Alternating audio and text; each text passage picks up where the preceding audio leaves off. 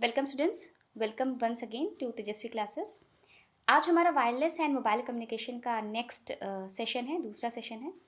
आज हम पढ़ेंगे इलेक्ट्रोमैग्नेटिक वेव्स के बारे में, ईएम वेव्स के बारे में। ठीक है, तो ये है ईएम वेव्स, भी इसे कहते हैं शॉर्ट में। इसकी स्टडी बहुत इंपॉर्टेंट है वायरलेस कम्युनिकेशन के पॉइंट ऑफ व्यू से, बिकॉज वायरलेस कम्युनिकेशन इसी के थ्रू होता है, ईएम वेव्स के थ्रू होता है, बिकॉज वायर्स तो होते नहीं उसमें। So it's unguided type of communication and it is through EM waves. सबसे पहले हम इलेक्ट्रिक फील्ड को और मैग्नेटिक फील्ड को अलग अलग से समझ लेते हैं, फिर हम समझेंगे इलेक्ट्रोमैग्नेटिक फील्ड को। तो हमें पता है कि एक पॉजिटिव चार्ज, एक पॉइंट पॉजिटिव चार्ज की वजह से हमारी इलेक्ट्रिक फील्ड जनरेट हो सकती है। If a positive charge is present in space, it can create an electric field. और ये सबसे पहले प्रपोज किया था कूलम्स ने। कूलम्स ने ये चीज़ प्रपोज की थी कि पॉइंट चार्ज के वजह से आप इलेक्ट्रिक फील्ड को जनरेट कर सकते हैं। अगर एक सिंगल पॉइंट चार्ज प्लेस है तो आपकी इलेक्ट्रिक फील्ड जो जनरेट होगी उसका डायरेक्शन होगा outward from that point charge. ठीक है, बाहर की ओर। अगर दो पॉइंट चार्ज है, मान लीजिए Q1 एंड Q2, दो पॉइंट चार्ज हैं और उनके बीच का डिस्टेंस R है, we know that the force exerted due to Q1 on Q2 और Q2 ऑन Q1, म्यूचुअल जो फोर्स एक्सर्ट होता है वो होता है K Q1 Q2 upon R square, where K is constant 1/4πε0, जिसकी वैल्यू होती है, ठीक है, K की। Q1 Q2 are both charges and R is the distance between them. ये कूलम्स ने प्रपोज किया था, इसे हम कूलम्स लॉ भी कहते हैं। पॉइंट चार्ज की वजह से ये फोर्स क्रिएट होता है and we can generate electric field from this force and E is equal to F/Q। We all know this relation. तो इलेक्ट्रिक फील्ड आपकी एक चार्ज की वजह से, एक पॉइंट चार्ज की वजह से, या एक आगे गॉस ने इसे मॉडिफाई भी किया था, सरफेस चार्ज की वजह से, लाइन चार्ज की वजह से, वॉल्यूम चार्ज की वजह से हमारी इलेक्ट्रिक फील्ड जनरेट हो सकती है। बेसिक था पॉइंट चार्ज की वजह से इलेक्ट्रिक फील्ड जनरेट हो सकती है। अगर हम मैग्नेटिक फील्ड की बात करें इंडिविजुअली, तो बायो सावर्ट ने सबसे पहले मैग्नेटिक फील्ड प्रपोज की थी आपकी,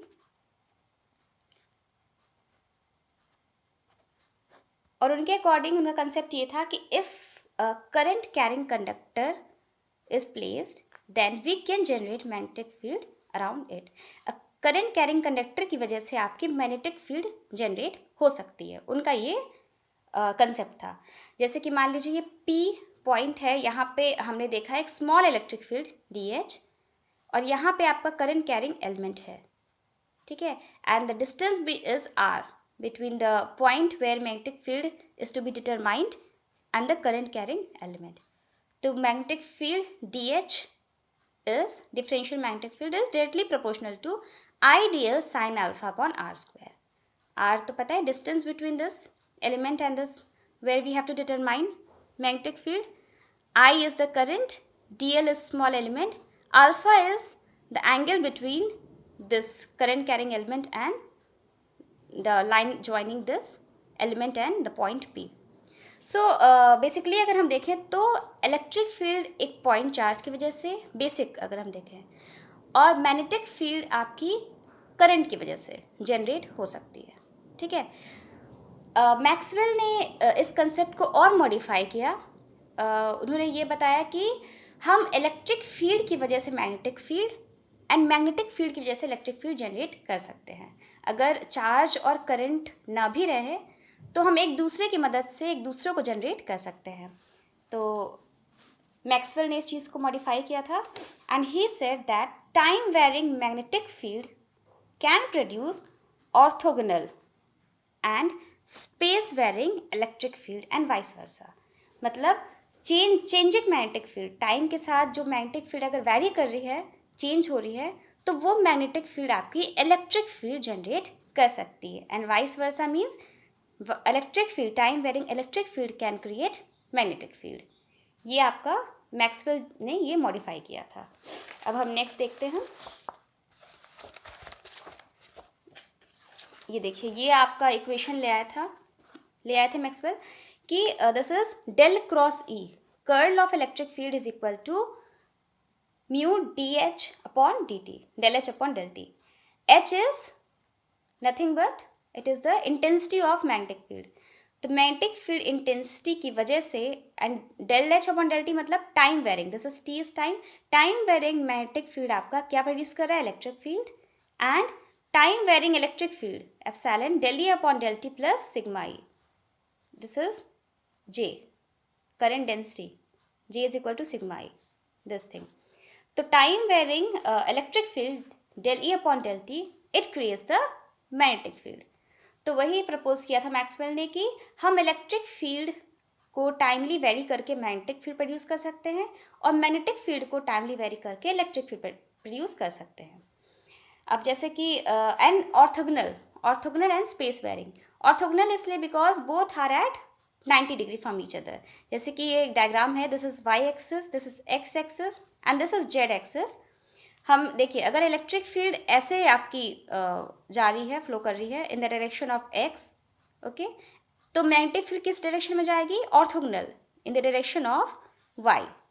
ठीक है, ये आपकी ब्लैक से मैग्नेटिक फील्ड रिप्रेजेंट है एंड रेड से, रेड लाइन से आपकी इलेक्ट्रिक फील्ड रिप्रेजेंट है. If this is an X direction then it will be just orthogonal to this and space varying that is in y directional. ठीक है, अगर हम इन दोनों का क्रॉस प्रोडक्ट करें x का और y का, x cross y is equal to z, मतलब कि e direction cross h direction is equal to propagation direction. हमारी वेव जो प्रोपोगेट कर रही है वो एक्स डायरेक्शन में प्रोपोगेट कर रही है. अगर इलेक्ट्रिक फील्ड ऐसे आपकी बढ़ के चल रही है, ऐसे ऐसे आगे बढ़ रही है, तो किस डायरेक्शन में बढ़ रही है, वो जेड के डायरेक्शन में. अगर मैग्नेटिक फील्ड बढ़ रही है ऐसे ऐसे, तो वो भी जेड के डायरेक्शन में बढ़ रही है. मतलब कि वेव आपकी जेड डायरेक्शन में प्रोपोगेट कर रही है, बट इलेक्ट्रिक फील्ड आपकी एक्स डायरेक्शन में है एंड मैग्नेटिक फील्ड आपकी वाई डायरेक्शन में है. सो इन दोनों के डायरेक्शन का अगर हम क्रॉस प्रोडक्ट करें तो हमारी जेड जो निकल रहा है that will be the direction of propagation of wave. ठीक है, यही टर्म है E direction cross H direction is equal to propagation direction. Electromagnetic waves electric field plus magnetic field दोनों कंटेन करती है, कंसिस्ट करती है. ठीक है, हमने शुरू में इंडिविजुअली पढ़ा दोनों को एंड हियर हमने देखा कि electric field plus magnetic field दोनों ज्वाइंटली अगर हम दोनों की बात करें, दोनों को पढ़ें, then that is electromagnetic wave. और इलेक्ट्रोमैग्नेटिक वेव प्रोपगेट करते हैं outwards and these waves don't need any medium. हाँ, ये भी बहुत बड़ी स्पेशलिटी है इन वेव्स की कि ये किसी मीडियम की ज़रूरत नहीं पड़ती है, ये विदाउट मीडियम भी प्रोपगेट कर सकते हैं. They can also travel in vacuum. ठीक है, तो ये हमने देखा कुछ ईएम वेव का. आगे हम देखते हैं ईएम स्पेक्ट्रम के बारे में थोड़ा. ये देख सकते हैं आप, ईएम वेव का जो स्पेक्ट्रम है वो लाई करता है आपका 20 किलोहर्ट्ज से 300 गीगाहर्ट्ज तक. बहुत ही लार्ज स्पेक्ट्रम है ये.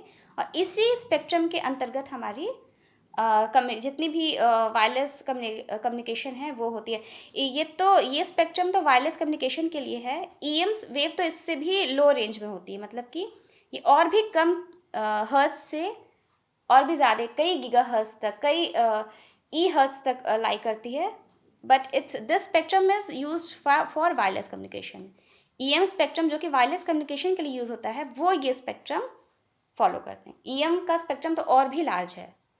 तो हम देख सकते हैं कि जैसे कि हमने यहाँ बैंड्स लिखा है और यहाँ एप्लीकेशंस.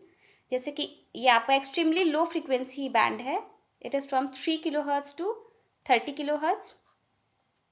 ये आपका एप्लीकेशन होता है आपका इसमें मैरी टाइम में, रेडियो एंड नेविगेशन में आपका एप्लीकेशन है. देख भी सकते हैं आप, यहाँ पे ड्रॉ किया है मैंने. ऐसे ही this is ELF, extremely low frequency, from 3 kilohertz to 30 kilohertz. Same low frequency from 30 kilohertz to 300 kilohertz. This is also use for the same application, maritime, radio, navigation. Medium frequency की अगर हम बात करें जो कि 300 kilohertz से 3 megahertz तक है, वो आपकी यूज़ होती है AM में, एविएशन, रेडियो में, नेविगेशन में, इन सब में यूज़ होती है. आपकी अगर हम हाई फ्रीक्वेंसी की बात करें, high frequency is from 3 megahertz to 30 megahertz. So that is used for, this is also use for aviation, weather broadcast and radio communication. Very high frequency VHF from 30 megahertz to 300 megahertz. It is also used for FM radio, very high frequency TV. ठीक है, इसके लिए ultra high frequency UHF is used for mobile, that ranges from 300 megahertz to 3 gigahertz, that is used for mobile, Wi-Fi, GPS global positioning system, 4G, UHF TV. ठीक है. Super high frequency that is from 3 gigahertz to 30 gigahertz, ये आपका wifi communication में, radar, satellite, इन सब में use होता है. And extremely high frequency is also used for radar, satellite communication and 5G onwards. This is from 30 gigahertz to 300 gigahertz. तो इस लेक्चर में हमने EM वेव्स के बारे में शॉर्टली पढ़ा, छोटे में, एंड इसके कुछ स्पेक्ट्रम्स देखे हमने.